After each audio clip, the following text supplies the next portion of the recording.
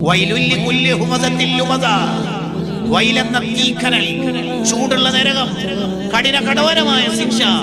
മനുഷ്യരെ പരിഹസിക്കുന്നവർ, മനുഷ്യരെ ഗീബത്ത് പറയുന്നവർക്കാണ്.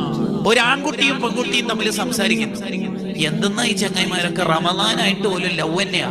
എന്തെന്തിനാ നമ്മൾ ചിന്തിക്കാൻ പോണത്?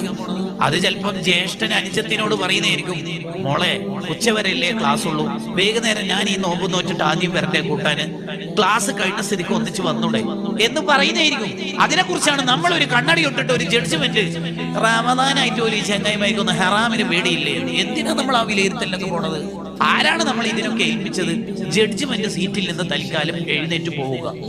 ജഡ്ജ്മെന്റ് ഓൾറെഡി ആളുണ്ട്, മലക്കളുണ്ട്, അള്ള ഡ്യൂട്ടി ഏൽപ്പിച്ചവരുണ്ട്. നമ്മൾ തിരിച്ചു പോകും. എവിടെന്നോ കഴിച്ച ഒരു ഫുഡിൽ മിസ്റ്റേക്ക് ഉണ്ട്, ഹലാലല്ലാത്ത ഫുഡ് വയറ്റിലെത്തിയാൽ പിന്നെ നമുക്ക് ആരെ കുറിച്ച് നല്ല വിചാരം ഉണ്ടാവില്ലെന്ന് ഇമാം ഷാറാനി റളിയല്ലാഹു അൻഹുവിന്റെ അൽ മൻഹജുൽ മുത്തഹർ എന്ന കിതാബിൽ വായിക്കാം. അങ്ങനെ ഉണ്ടാവും. അതെല്ലാം ഗീബത്താണ്. മോശം വിചാരം ഹറാം, അത് ഹറാമാണ്. എന്തിനാണ് ആ പരിപാടിക്കൊക്കെ നിൽക്കുന്നത്?